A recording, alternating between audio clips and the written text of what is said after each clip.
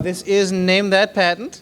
My name is Sam Castor. I'm the head of entertainment law at Crawford Intellectual Property Law. We're an IP firm out in the Chicago area. And this is? Yeah, I'm Scott Kelly. I'm a partner at Banner and Witkoff Intellectual Property Law. We're here in Washington, D.C. I have a computer science background, and I work mostly in patents. So this panel is kind of right up my alley. And my name is Ross Hersman. I'm also an attorney from Chicago, but I run a solo practice for people in video games and tech entrepreneurs in general. I also teach a course in game design at DePaul University, and I am the chair of the IGDA Chicago chapter. So a couple quick disclaimers, like any good lawyer. One more panelist. Oh. We do. Yeah, we do have Joe Newman, who is here from California. He, however, is also a musician and has some kind of award, something going on. He had to go accept. So he'll be back. He'll be right back. Don't worry. When he comes back, we need to find out if he won the award or not. But we're going to support him either way. Yeah. So, a couple of good disclaimers. Nothing we say here is legal advice. We don't know most of you. Probably none of you are our clients. So, this is just information only. You being here does not make you a client. You'd think I don't have to say that, but you'd be surprised. And to the extent necessary, these are our own opinions, not those of our employers, except Ross is himself. So, because I'm my own employer. And my boss doesn't care. So really, it's just it's just for Scott. I'm the hard ass here. But yeah, no. As long as everybody's cool with those disclaimers, I think that we're all willing to let our guard down a little bit, field some questions from the audience, talk about what matters to you guys, and kind of give you the straight story of how it works, what our experience is in this area. So we do have some stuff prepared to sort of walk through. Name that patents game, but we also are here to kind of talk about what the audience wants to talk about. Yeah, we'll do a few of this, and then we'll just open it up for general questions. But to start with, who would like to take the first crack at Name That Patent? I saw your hand first with the blue flowers. All right. This is for a patent for interactive video game using game-related physical objects for conducting gameplay. Should I read the whole thing, or you just want to take a second and look through it? Give us a good paraphrase. Yeah, but you don't count. I think we have to give the first answer to the contestant. Yeah. And then we'll open it up. That would be fair. All right, so go ahead. What do you think? Based on that, my initial thought would be amiibo, and I'm not familiar with them being used to attack or evade. Oh, that's really close. That is super close. I will give Andrew a shot here in a couple. Anyone else have any idea? See you, sir. Yeah. End of the row towards the back. Yeah, waving your finger. Yes. What do you think? Exactly. You are correct, sir. Here's a patent on that. So I should also tell you what fun stuff we have. These were supplied. I think I have some pretty awesome prizes here, supplied by some of my awesome clients. I have some Steam keys for. I'm pretty sure this is for the game Project High Rise, a sim tower like building construction game. It also they didn't specify. It might be for a game called 1849, which is a gold rush simulator, but they have that. It's a Steam code. It'll get you something. We have code for the game Manifold Garden in the Epic Store, a 3D gravity flipping puzzle game with an MC Escher aesthetic, and Steam keys for the game Anodyne 2, no relation to the game Anodyne 1 except made by the same people, from Analgesic Productions. It's a half 3D open world kind of platformer, half 2D Zelda dungeon crawler. If none of those pique your interest, I also have Wii and Wii U component cables from HD Retrovision and a couple t-shirts of questionable legality. So welcome to the legal panel.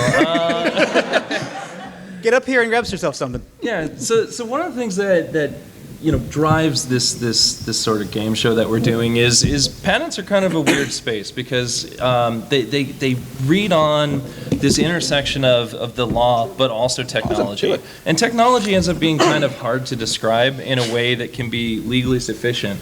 So as we're going through this, what we're seeing is the way that lawyers have kind of crafted to describe technology at a sufficiently definite level of particularity, and as a result, it reads like a foreign language. So, part of the fun is figuring out what the hell this actually says. And surprisingly, that's the first step in any lawsuit. Before you even start a patent lawsuit, you will spend months just arguing, what does this even mean? So, we're going to figure out tonight what a bunch of these say, but in real life, it takes months and lots of money. They argue about a single word. Yeah, or commas. So. Yeah. All right, next up. All right, this here in the front. A video game including character capability settings. A setting map is displayed in which two kinds of map points relating to character capability setting, map points for restricting marker position movement, and map points that are irrelevant to the character capability setting are arranged. A marker movement destination is accepted in a movable range corresponding to first points that have been acquired during progress of a game, and the first points are decreased in accordance with the accepted marker movement destination. Are these all physical objects, or can these also... Could also be gameplay mechanics. Okay. My first thought is a tower defense game. No, not a bad thought. You, sir, on the end. It is not Angry Birds. In the hat there, PlayStation hat. Sorry? Nope. We'll take one more. You, sir, right here. Is this relating to the storm in like a Fortnite or the blue zone mechanic, like a battle royale? No. All right. Does this help anybody? All right, I'll give it to you. Boom.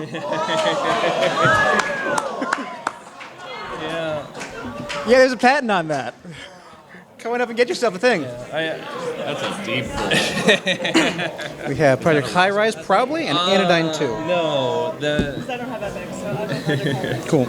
I can't help but think that one is doubly confusing because it's probably translated from Japanese into English and then into legal speak. Back into legal speak. Okay. This one's kind of involved. Video game system, yeah, Andrew. Video game systems and methods for protecting game characters during gameplay. Who wants to take a crack at this? All right, you, second row. Give it a read. It's more than I care to read right now.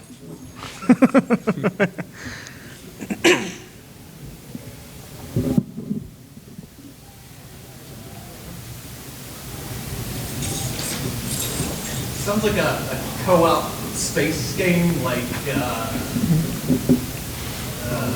where multiple people are controlling the ship.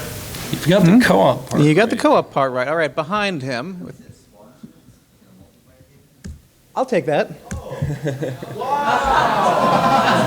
I'll take that. Yeah, it's Mario Bubbles. But you got it's pretty it's close enough. Yeah. You get the gist of it. Yeah, but you can also jump into it if you're about to get thrown off a cliff by your partner. Yeah. One thing I think that's interesting about this one is if you look at the end, I mean, so one of the things that's really important in patents is you can't patent something that people have already been doing. Sorry, I'm normally very loud. So you can't do something that people have already been doing, right? So spawn shields have been around for a while. I don't know, Halo, I actually have no idea what the earliest one would have been, but certainly, New Super Mario Brothers was kind of late to the game here. So it's not just about pressing a button to go into a bubble. They had this extra detail here at the end that when you are in your bubble, you're just sort of gravitating towards other characters. So it's always interesting to kind of see what part of this is actually new. All right, video game with spiral loop graphics. You want to read that one, Ross? Oh, that is a big wall of text, but Well, I see a hand way too there slow. Who's out there? in the aisle, and yeah, you bouncing up. Ooh, close, but no.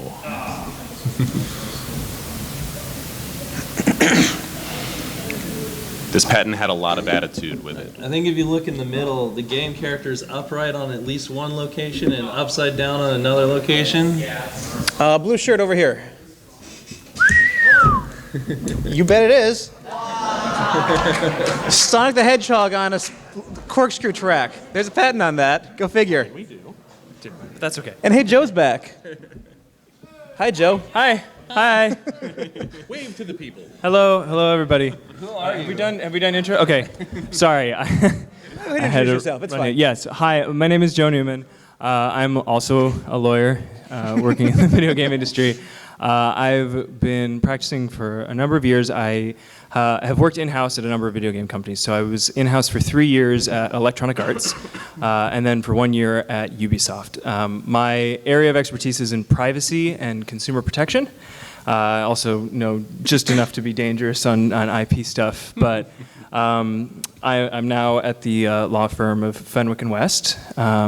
And I get to do a whole bunch of counseling for a bunch of different video game companies. I've done work for Sega, Tencent, Supercell, Jam City, NCSoft, EA again. And yeah, it's so kind of have a little bit of the AAA track and inside scoop on that. So happy to be here. Thanks for having me. And have we done the legal disclaimer? Did you win? No, I didn't. But it was still, it honest is. I know it's corny to say, but it is an honor to be nominated. It's really cool people judging. Okay, so is it my turn to read the thing? Yeah. This is an online game with animal breeding mechanic. Well, you got something. Yes. An online game with an animal breeding mechanic. An animal breeding mechanic enables the generation of an offspring virtual animal in an online game system by combining features of a male virtual animal and a female virtual animal. That's very heteronormative.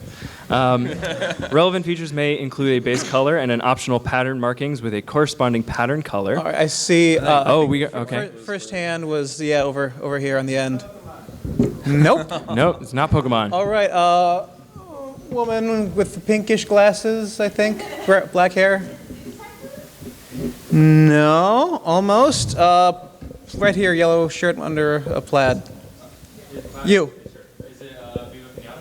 No. I feel like this is a guess, game though. that MAGFest attendees would have played less of than Yeah, our that's other probably friends. right. Pink shirt, front row. No. Next. All right, never mind. You in the hat and the beard. No. Does anybody have Also- Facebook in here? Fine, Andrew. Come get yourself All right, come get yourself a thing, Andrew. That's fine. Come get yourself a thing. All right. He's conflicted. All right, well, have one of your friends Have we come done get a the thing. legal I don't care. disclaimer, by the way? We did. Okay, cool. Well, we did. have one of your buddies go. Nice. Legal There were information. lots of good guesses. Yeah. He did. He's giving it to you. Whatever. Come on. Excellent job. Good job. Hey, Oh, there's one out of that too. That's what. that's the last one. All right, cool. So we've got some Steam codes for different games. All right, this is the last one I have, so we'll just run through this real quick. Graphical interface for interactive dialogue. A system and method for creating conversation in a computer program, such as a video game. A plurality of classes of dialogue is provided, and a conversation segment is assigned to each class. Oh, there's a hand. All right. That's the Mass Effect dialogue. You are well up to date on your Mass Effect patents. Damn. Well played, sir. All right, come and get yourself a prize. Was that a question? I have a question about this particular Go for it. Yeah. dialogue. Spelled with an E versus not spelled with an E. Is that two different things? Oh, there is. They've addressed that. You can spell your colors and your. So I'm sitting here going, that's not spelled right. Yeah, they'll let you get away with that as long as the meaning is clear.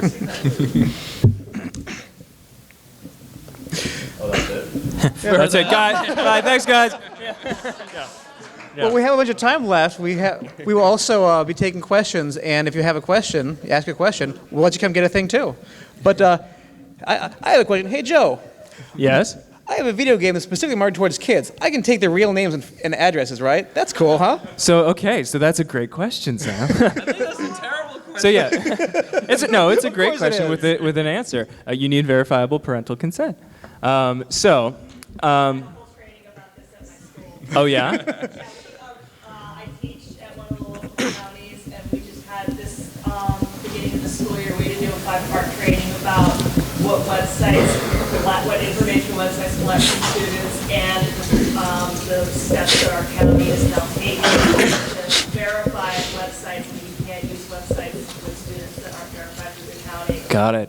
By the way, can everyone hear the responses from the audience? Should I respond? Okay. The camera yeah. probably can't. So What? the camera probably can't. Oh yeah, Go that's ahead and fair. Just summarize. So real you were quick. pointing out that your school is now having training for approved websites, and that's interestingly that's not actually COPPA, it's FERPA, which is the Family Education Rights Privacy Act, which is very similar in terms of the requirements, but COPPA is what has been on a lot of people's minds, particularly if you are a YouTube influencer. Show of hands, who is an influencer and who creates content on YouTube here? Okay, all right, fair enough. Who watches content on YouTube? Okay, so. Good. Do we have any game developers? Any game developers? Programmers? Any artists? Any sound engineers? Audio folks? Yeah, let's take a poll. So who's a lawyer? yeah. Oh. All So right, these are all the right. people who are going to call us And out. law students. All Law right, students? cool. Nice. Awesome. People who want to get into video game law specifically, I assume? Yeah? Okay. It's doable. I was just an English music major. Look at me. Yeah. So COPPA, we'll just talk a real quick about it because you probably have seen some videos on YouTube about it. So COPPA is the Children's Online Privacy Protection Act. It's a pretty old law actually as far as privacy laws go. Privacy is actually a relatively new field, but it's been revised a couple times. And it's one of the few privacy laws in the United States that really gets significant enforcement, other than like data breach kind of stuff. But the FTC has been going after a bunch of companies. Recently, YouTube. It was 170 million, 140 million, something like that. It was the biggest COPPA settlement. And part of the settlement was YouTube agreeing to using AI to detect kids' content on YouTube and flagging it for special treatment. So how many people, show of hands, would say that they watch content on YouTube that could also appeal to children? Yeah, and we're all adults here. So this is kind of an interesting dilemma because if you're a gamer, the whole world of video games is one that's pretty uniquely general audience, but a general audience in the sense that it appeals to adults, you and I, and also kids. So how do you manage kids? And if you're making a game, particularly for the game developers, any ideas on how you handle kids within your platform? Anyone have any ideas? You put 13 plus on the box. So you can, but if you're Fortnite and you could say that the game is for 13 plus, but then if there's a bunch of kids in it, that's not going to be defensible. What else can you do? Ban chat. Okay, so have no chat for anybody? Okay, that's an option. Age gate when you register for your account. There you go. Can we give her a prize? She got one. Oh, she got a prize. Yeah, so age gating. Who here has encountered an age gate? Who has encountered an age gate? Yeah, everybody has encountered it. Who knows what they do? Oh, well, I know you do. Yeah. So yeah, age gates actually make a difference, and depending on where you are in your jurisdiction, you will receive a different game experience. For instance, if you're playing on mobile, assuming the game that you're playing is compliant, you won't be able to connect to Facebook because Facebook is not for kids. So, Joe, when you say age gate, are you talking about the dialogue where I've always been born on January 1st of 1901 or something? Yeah. So yeah, and that makes a difference. So interestingly, I mean, there's a little pro tip tip life hack, but if you ever want to have a kind of simplified experience in your game, just say that you're 8, and your data will be treated accordingly. So you can take that one home. All right, over there, blue shirt. For Joe, what's it like being with EA and Ubisoft, especially with the whole loot boxes? Sure. So they're former clients, so I'm not going to say anything bad. But I will say let me put it this way. There are people whose full-time job it is to care about this stuff at EA and at Ubisoft, and they really do care. It's a difficult situation to be a public company and to have shareholders and to try and do stuff, and most of the time it's just people whose hearts are in the right place, not making great choices. But having worked in these AAA industries, for 4 or 5 years, I don't think there's anybody there who gets into the games industry because they want to take money from kids or manipulate people. So as much as people love to hate on EA, and it's deserved, but really good people there, all trying to do a good job. If you want to come and grab a prize for that fantastic question, Yeah, please do so. That's a good one. put me in the hot seat. I see a hand way in the back. Yeah, you. Snapping. I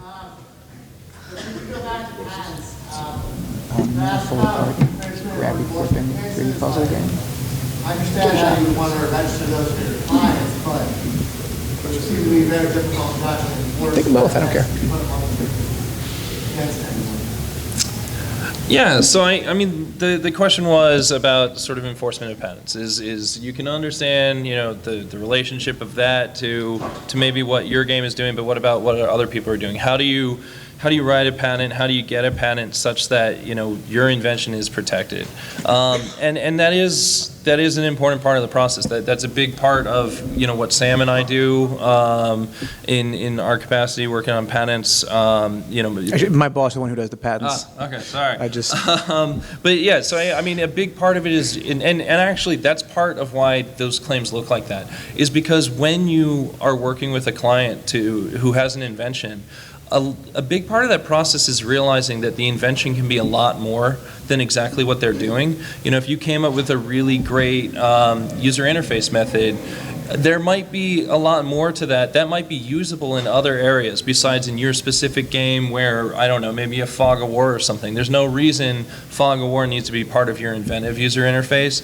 So taking one of these claims that we were putting up there, sort of writing it with words that still express the inventive part, the novelty, what you're doing that nobody did before, and that nobody should be allowed to do without your permission.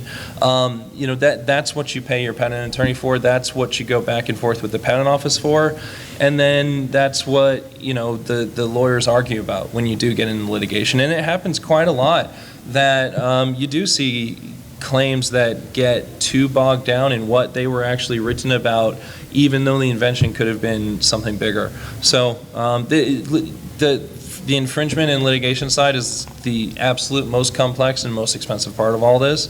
So I can't give you a great solid answer, but just absolutely, part of the wiggle room that's left in these claims is to sort of capture people who are doing the same idea, just in a perhaps a different context.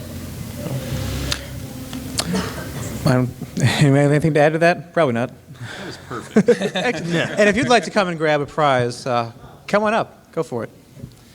I'm sorry. I'll use that for a shameless plug. We've been kind of ragging on Andy in the front row. And so part of that is because Andy helped us prepare some of these slides. At my law firm, we run a blog called patentarcade.com, where what we do is we write about intellectual property litigation in the games industry.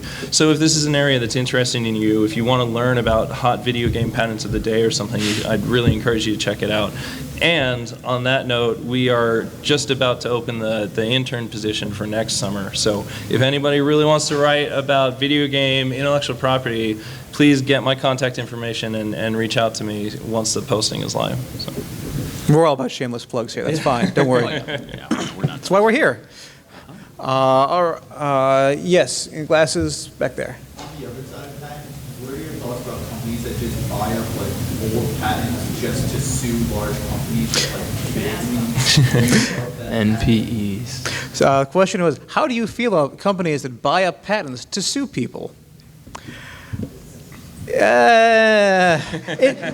a lot of us employed, so. To be fair, the patent protects an invention. You do not ever have to do the invention. You don't have to make it. You don't have to sell stuff. You have to come up with it and tell us how to do some new and useful thing. And then we'll reward you for doing that by saying, okay, no one else gets to do this without your permission for a certain period of time. And then you've told us what it is, and now we all know how to do it and can do it. That's the basics behind why patents exist. So to some extent, there's no problem with buying a patent. And there's no problem with going after someone who's infringing on your patent. That said, I've seen patents that are so bad. Is that such a problem when it's a good, solid patent that tells us how to do something, but when it's clearly something that's slipped through the cracks, and you see people going after, the mom and pop shops for $5,000 shakedowns, that's a problem. And and I've had to deal with some of that before in my practice. Yeah, I think most of the problem with, they're commonly known as patent trolls, is the tactics that they engage in after they buy a patent. So they'll buy a patent and then they'll go after people who are doing stuff that sounds nothing like it.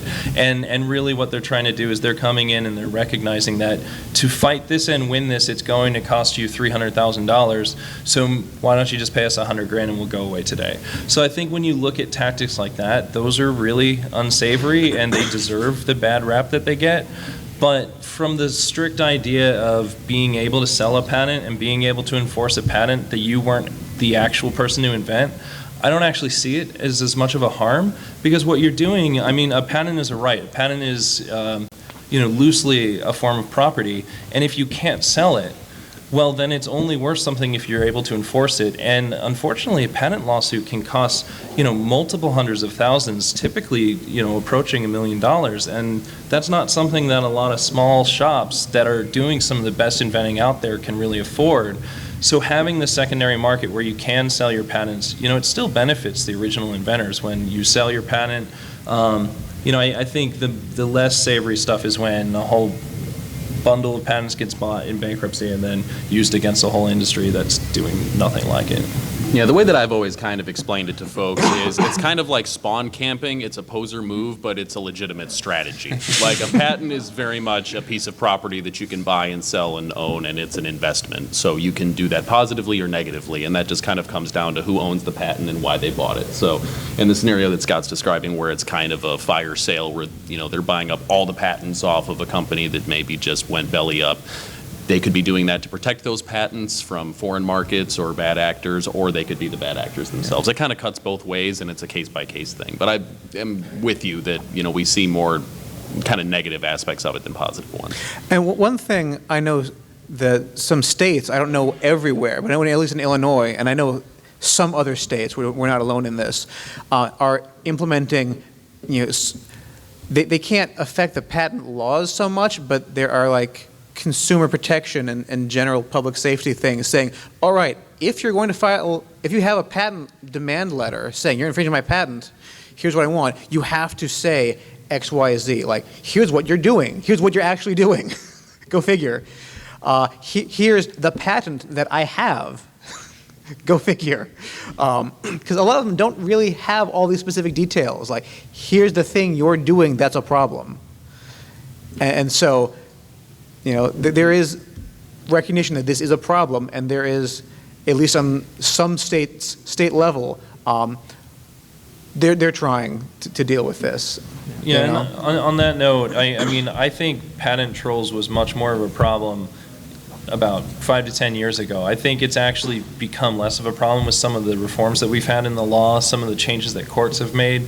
So now we're seeing a lot more attorney's fees awarded against people who engage in the really egregious tactics of, this is going to cost you $500K, even though our case is, BS.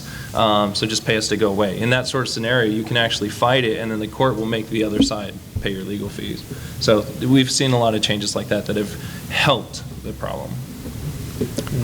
Come get us something if you'd like. Yeah. There's a very proud and tall hand all the way in the back who's been up for a long time. Yeah, go ahead. So I represent a lot of colleges and universities. Obviously, when they're representing, they're reaching out to potentially becoming students, a lot of 17-year-olds, 16-year-olds, but also 18-year-olds. Are there COPA concerns when they're reaching out to collecting information from prospective students who are under the age of 18? Sure. Are there any COPA concerns from reaching out to prospective college, soon-to-be college students from admissions and collecting information about them? Sure. So I'll take that one. The minimum age under COPPA in the U.S. is 13. There's some talk about potentially raising it to 16, but in the 17 or 18, I mean, you're not going to have to worry necessarily about COPPA specifically. You don't need to get verifiable parental consent. You don't need to go through the parent. On the flip side, it is worth noting that in most states, if you're signing a contract with somebody who's under 18, they are minors, so they could potentially void that contract. It's an interesting kind of risk because obviously people who are under 18 enter into contracts every day. And it doesn't make those contracts void, it makes those contracts voidable. So the minor can go to court and say, actually, I want to be let out of this contract. And that doesn't come up except for in cases where you try to enforce that contract against the minor. So it comes out a lot actually in the gaming world, in the world of betas.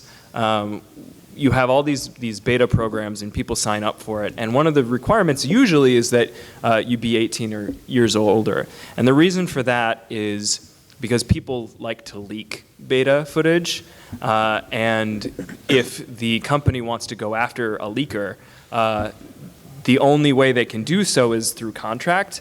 And if you've got a 16-year-old, they just say, oh, contract's void, and it becomes much more difficult to enforce. So that's one of the reasons, again, things that you maybe didn't know about the world of game development, but that's why betas tend to be 18 plus. Speaking of things that you didn't know about the world of game development, I mean, Joe mentioned that privacy is kind of a new area of interest in the law, and that's almost an understatement. I mean, it is the biggest boom in law that I'm seeing right now, and I'm just constantly surprised at how for game companies as well as a lot of my other software companies, I mean, the privacy issues are dwarfing everything else. It is the biggest area in law right now, and that was something that was surprising to me just a few years ago. Yeah, I think I'd agree with that. I mean, because pretty much any time you're getting your game up in whatever online digital store, well, where's your privacy policy? Oh, quick, I need a privacy policy.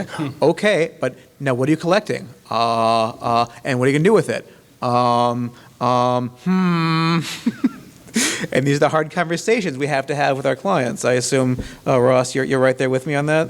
Well, that's usually how it works, and the conversation usually spins off of that into, well, if I can't collect data and I can't place ads and I can't use banners or anything else, how am I going to finance this thing? And my answer is usually, well, you started a business, so you should have thought of that a long time ago.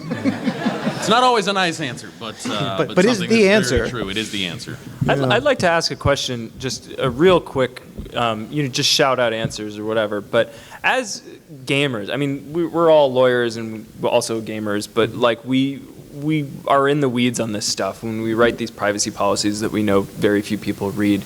But I'm curious, as gamers, what are the things that you are concerned about? What do you think that game companies are doing with your data, want to do with your data? What keeps you up at night from a privacy perspective? I'm always kind of curious. So they're gonna data breach. Data breach. Yeah, absolutely. What else? Sorry? Location data. What specifically? There's plenty of games out there that involve interacting with the real world, and they have a lot of location data about you, and who the hell knows what they do with it. Sure, absolutely. So the amount of location data collected by these mobile apps is a lot, and what are they doing with it? Absolutely. I heard someone say reselling data. Reselling? Yeah, absolutely. The exploitation of your data by state actors. Sorry? The exploitation of your game Yeah. by state actors. Absolutely. State actor exploitation. I will say, I won't name client names, but yeah, the subpoenas on game companies are common, particularly when, and this is an interesting case, but when the police are looking for alibis. When somebody's alibi was, I was at home playing Call of Duty, they can actually subpoena the game company and see if you were actually online at that time. And it's a really interesting, there's the law actually is fairly clear on that point, that you kind of have to comply. You can give notice, there's ways to push back, but particularly if they have a warrant. I'm also worried about the collection of data by in other nations like Russia, China. Sure. China, Russia, data collection, yeah. All of your information and keep it forever. Yeah, absolutely. So data leaving where it's supposed to go. One thing that I would like to see is more granular control over what data you collect and how you use it. In addition to that, also an understanding that when people give consent, it's not for an indefinite term into the future forever. It might just be for a week or for a couple of days or maybe for the next year. But I think it's not responsible to get consent from a person once and think that they can't change their mind legally. Yeah. Who here is familiar with the GDPR? Yeah, so I'm so sorry. Yeah. One of the key principles of consent under the GDPR. This is the General Data Protection Regulator. It's an EU law. PlayStation, we got you next. You can put your hand on. We don't want to fall off. Basically, it says exactly that. Anytime consent is your basis for processing, it has to be freely revocable. And not only that, it can't be coerced. It has to be freely given. And that's really useful. I think that's good policy. It's a good law. All right, PlayStation, you're next. Yep. So what keeps me up at night is the trend within user and license agreements that they will specifically state inside of them that they are going to take your information and they are going to give, it to reactors, or they're going to keep this information, and they explicitly say what types of information they are keeping, but they know that people aren't reading these agreements. And they know that people are just clicking through, like LG startup, my phone. I ran through it.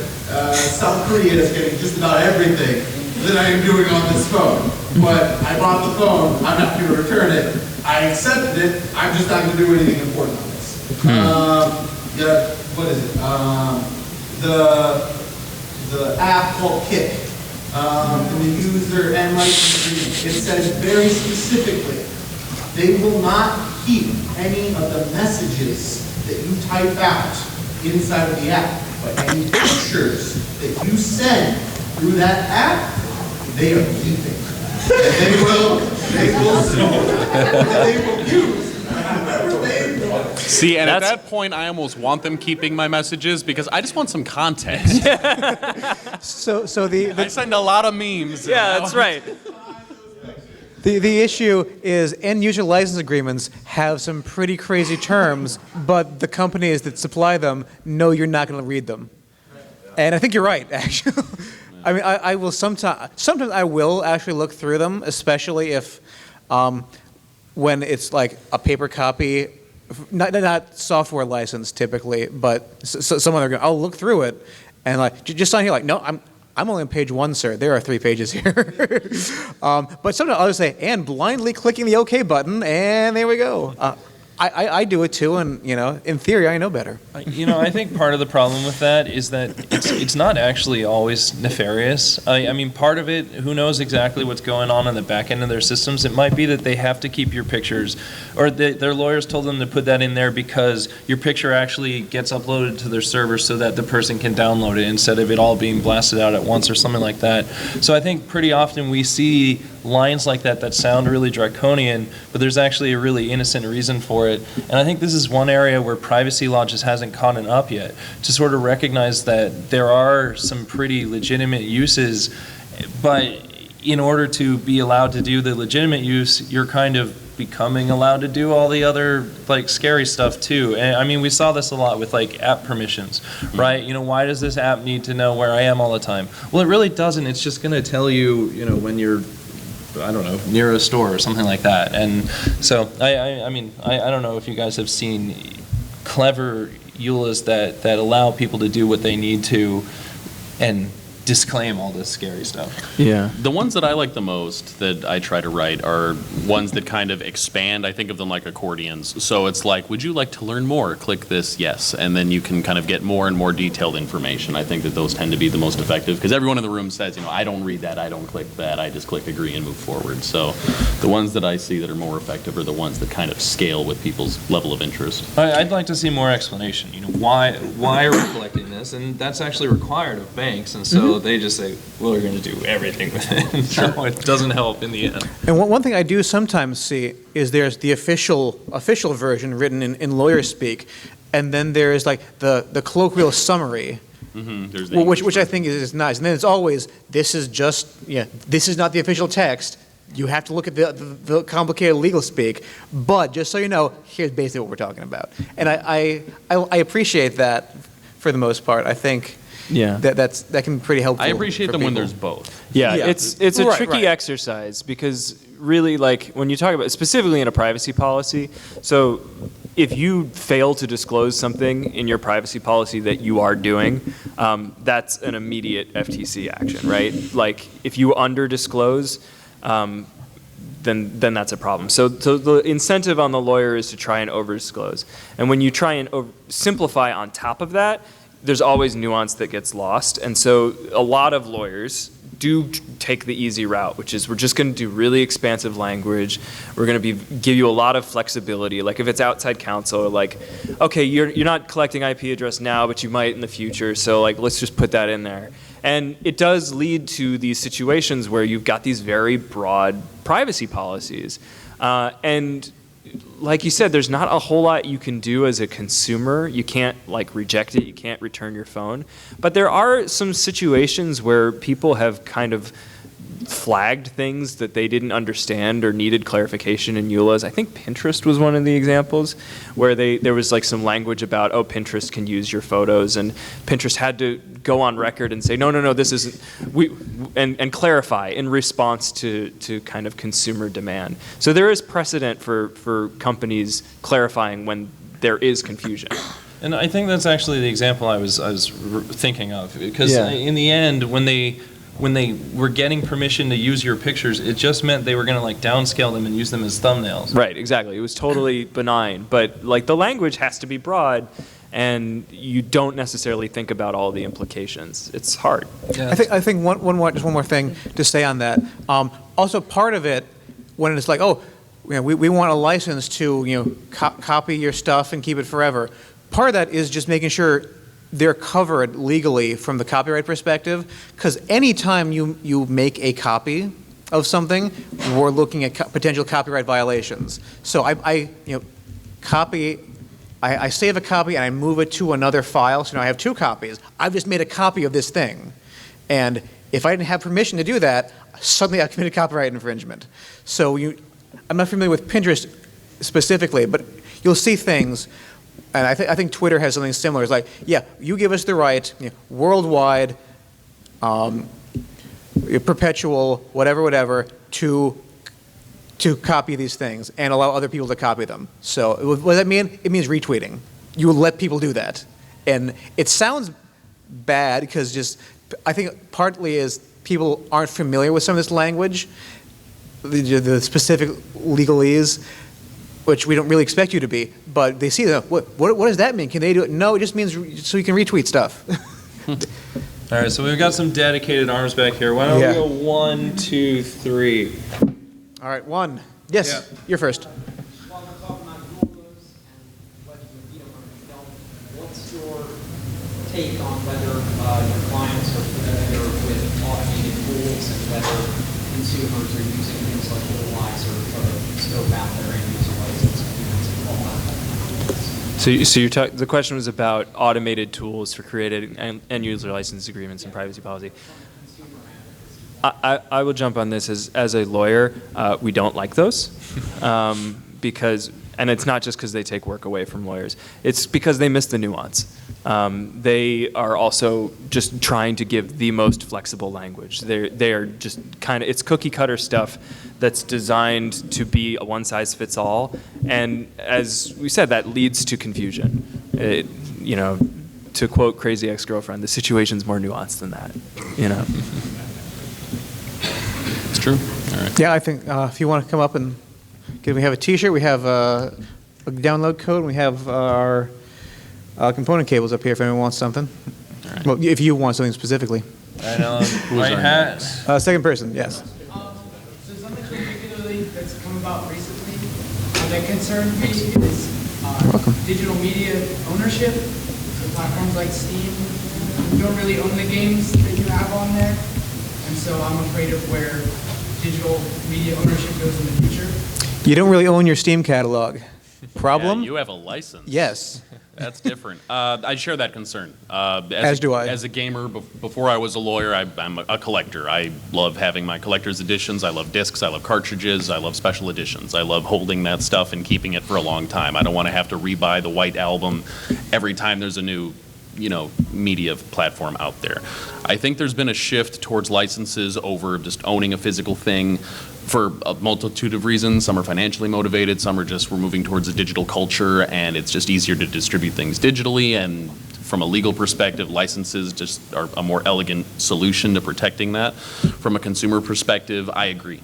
I think it's kind of a bummer that we're starting to lose that physical media because it's sad you can't have something in your hand. But then the market kind of self-corrects and you start seeing companies like limited run games that are making physical copies of previously digital-only games. So I think there's always going to be a market for that. Folks who ask me, like, what do I do? How do I kind of future-proof my Steam collection or my Epic Store collection or anything else? There's not a whole lot that you can do, the same way that, if you have a subscription to Netflix, if they delete Friends after the first of the year, sorry, bud, it's gone. You had the benefit of using it the entire time, but you don't get it forever. I don't know if we're going to have like a more elegant solution to that, but vote with your wallets is kind of the most effective thing I can say. See, I don't think you're going to get a chance to vote with your wallets, But I right? wanna. I know, but I mean, part of it is that just when you sell something, you've sold it. It's not yours anymore. You can't control it. And so this is a big deal in copyright law, patent law,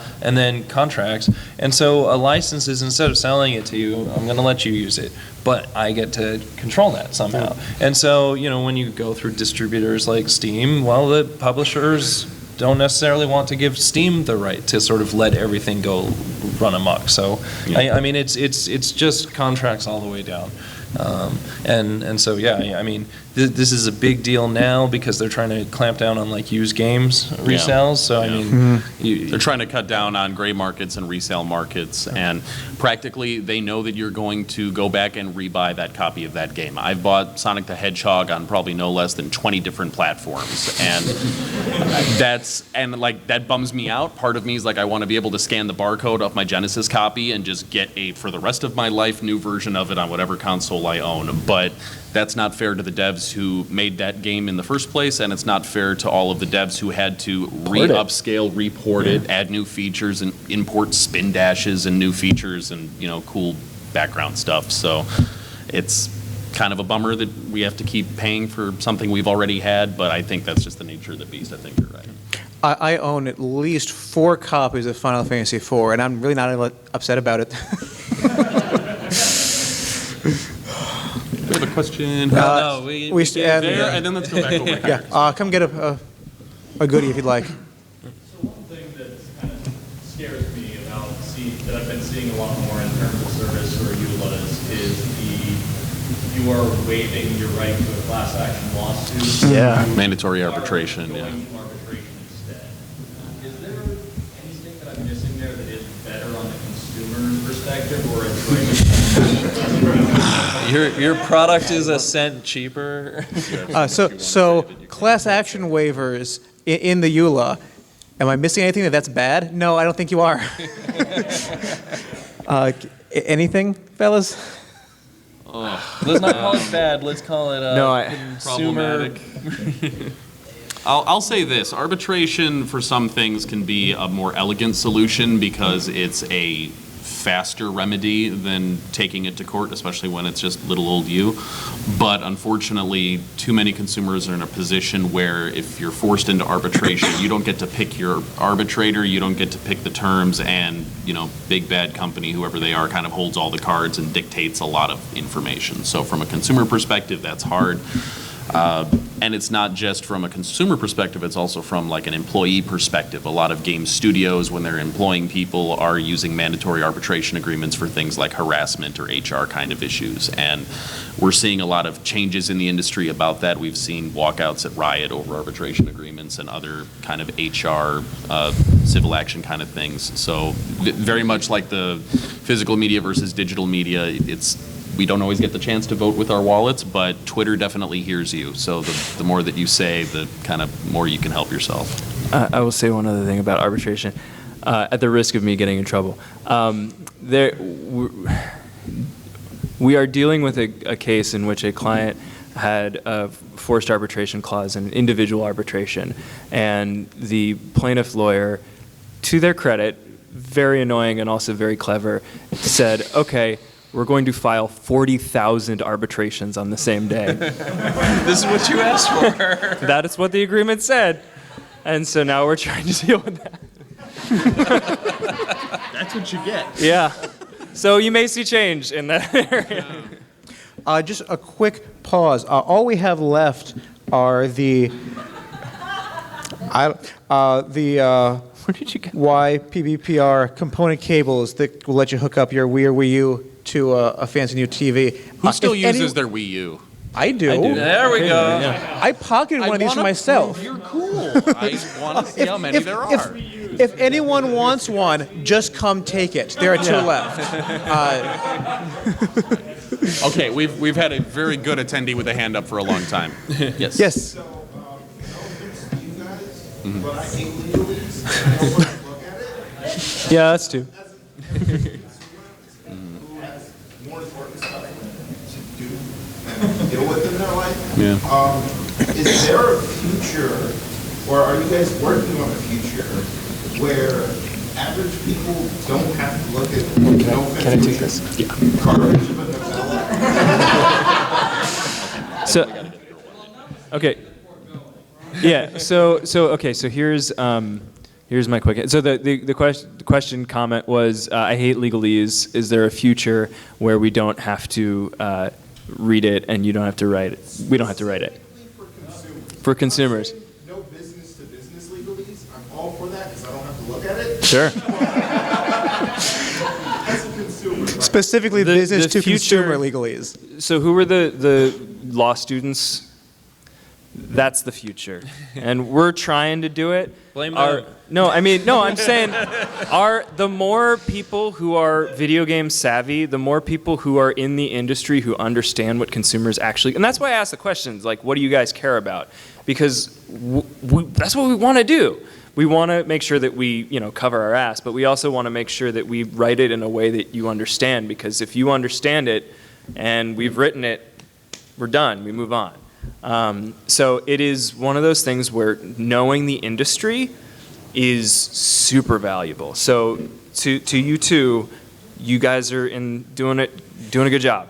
This is a great way to break into the industry, to understand the industry before you start to try and draft legalese around it. Now, I just want to say it's a really hard balance sometimes. Now, contracts is a lot of what I do, and excuse me. I am one of those awful grammar Nazis. I've been called the Commandant of Grammar Auschwitz. That's where that's how I do it. Is that on your business card? It probably should be.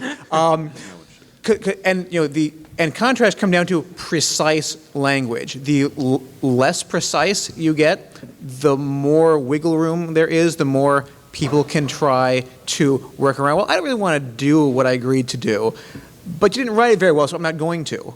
Like that's a legitimate problem. The contract says whatever, so that's what I'm going to do and no more. And so you need to tighten up the language to be very specific about what you mean. Or I've seen things, well, we don't I've gotten contracts from big name companies or big downtown law firms that are just horrible. Like, I don't know what Clause 5 means. What is this? What are you trying to get at? And so you need that precise, specific language. But it also has to be written, as you point out, in a way that is intelligible. And that's not always easy to do. So we've come up with some of these specific legalese terms and words because we know what they mean, and it says exactly what we want it to say. And I'm not sure how we get around it other than having you people come here and we tell you about this stuff like you are. So good job on you, on all of you. You're ahead of the game on that. Yeah, but go ahead. I can only see two ways in which the legalese dies down or goes away. And, the first one is just straight up regulation on best practices. So, and sort of removing options. We're not going to let companies kind of choose their own, and we're going to have rules that say, no, this is what you can do, you can't do this. And then you don't need to worry as much about reading through all the BS because the law is supposed to cover you there. And so if we take away a little bit of freedom to sort of take away those rights, take away some of that power in contracting, then that could be really consumer beneficial. But that's up to you. You need to call your Congress people. You need to support legislation that does that. I'm not even aware of a lot of laws that are in that space, but I'm sure there's a ton pending. The other thing that could change would just be norms, and so that's kind of what Ross is mentioning. Make noise on Twitter, make noise, on Reddit and everywhere that this is not acceptable. That we support companies that take a risk and say we're not going to do evil stuff, and here's our easy to read privacy policy, and we're not going to collect all this terrible stuff from you. So if you can help shift the industry norms, maybe you'll get there. But I know that the legalese can feel like, why the hell is this here? But I mean, for me, I grew up like playing Magic the Gathering, and back then, the cards had like 4 words on them, and you thought you knew what it meant until you got into a head-to-head match and you had 2 cards and they both clashed and nobody knew what the rule was. And so the next edition, the language doubled, and then there was errata, and then it doubled again. And that's just kind of how the law has evolved. So everything's Magic the Gathering. Yeah, I was a Rose lawyer way before I was an actual lawyer. Everything is and there is, exactly that kind of thing. You have those problems. Well, what does this mean? I'm not sure. But I guarantee it came up before. Okay. All right, one more. Yeah. I know we've gotten way far away from it, but going back to patents, I was wondering how often are companies and developers actually registering patents on gameplay mechanics? All the time. To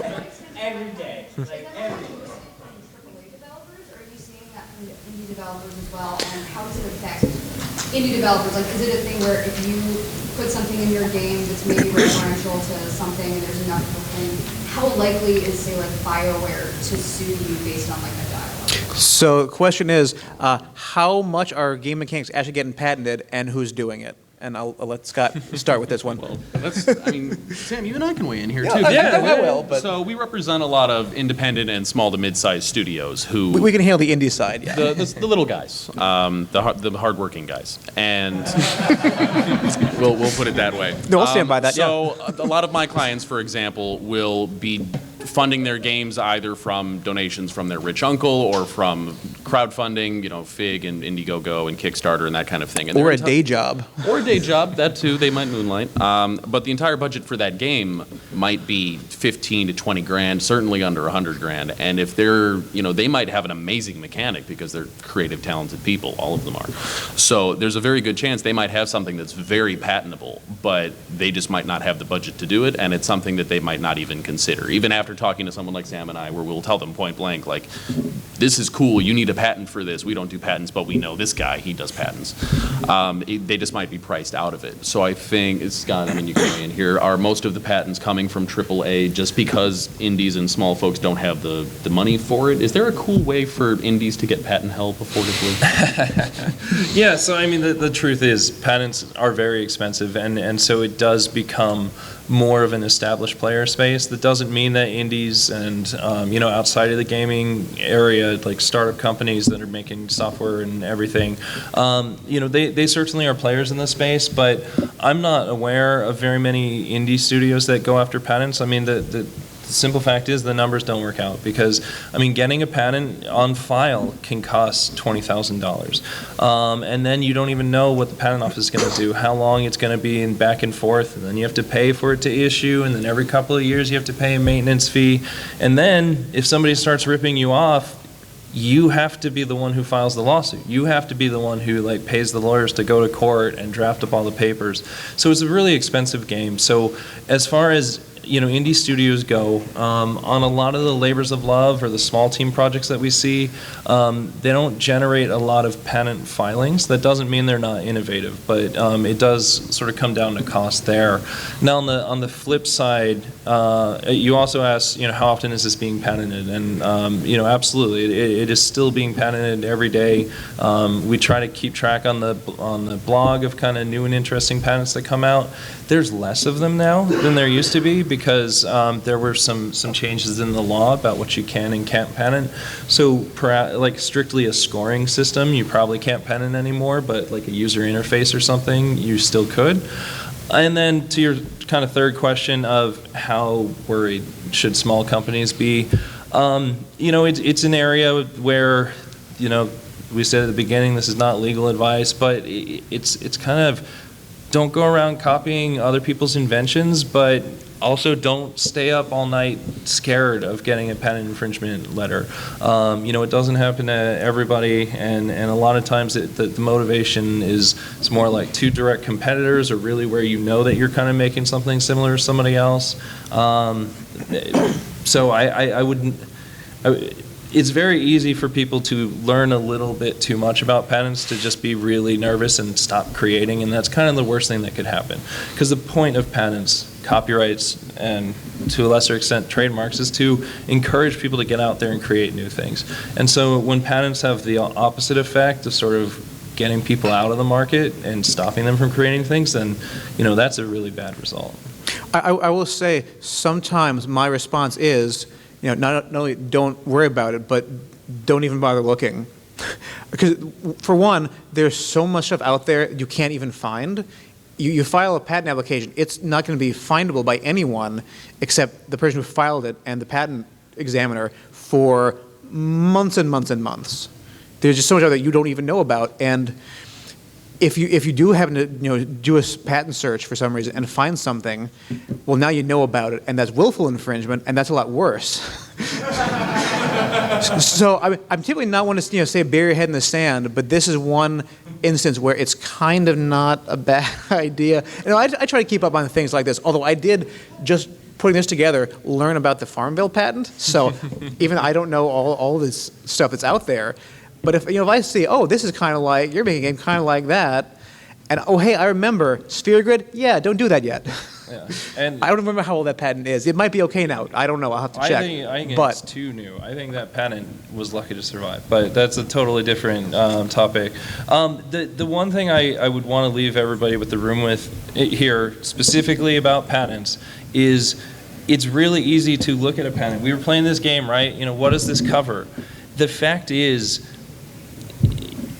a patent is defined entirely by the claims at the end. That's the sentences that we were putting up. Sometimes we were doing abstracts, sometimes we were doing claims, but every word in that matters. And so you can see a really scary patent and think, this covers shields in games. Holy shit, what am I supposed to do? No, it didn't cover that. It covered something very specific, a very specific improvement to exactly how the shields worked in that game, exactly the part that was new in New Super Mario Brothers that had not been done in other games that had shields before. So it's so easy to be scared of patents and to read a patent and say, oh, this is just green screens, or this is just shields, or whatever. But don't panic until you go through the claims and realize that you are doing literally every word in there. And I see the time. We're going to have to wrap it up there. We will, however, we have to vacate the stage at least, but we'll be around. We're happy to chat and answer questions and talk with the law students out of stuff. And but thank you all for coming. I really appreciate it. Definitely take a picture of this slide. Take down our Twitter information. We also have cards up here for you. And Yeah, I'm feel not on free Twitter, to but come and talk yeah, to us grab a after card if you this. want it. And we will talk to you soon. Enjoy MAGFest. Yay!